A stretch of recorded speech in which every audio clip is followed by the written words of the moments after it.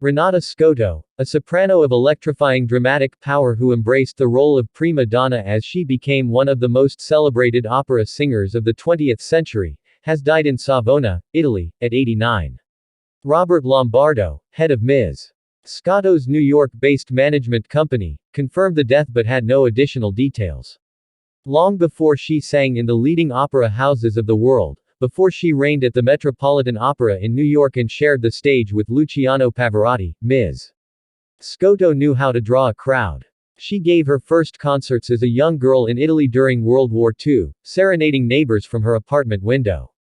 They would thank her with candies, a rare pleasure amid the deprivations of the war and an early taste of the adoration of an audience. Even at that age, Ms. Scotto recalled, "I wanted to be a star, and prima donna." Among some opera aficionados, Ms. Scotto was regarded as an heir to the legacy of Maria Callas, the Greek-American soprano who became an international superstar in the 1950s and 1960s. Callas devotees so resented the comparison that on occasion the most fanatical among them gathered in what is known as a claque to jeer Ms. Scotto as she sang. Callas, perhaps unwittingly, had helped launch Ms.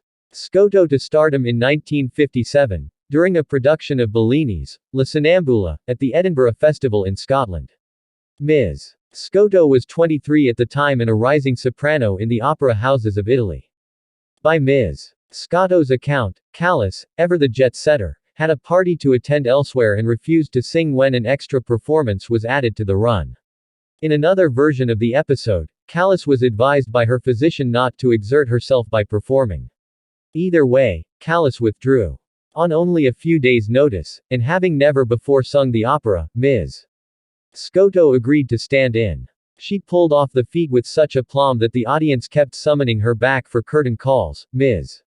Scotto recounted, until the conductor finally walked on stage and implored the house to let her go. In the years that followed, Ms.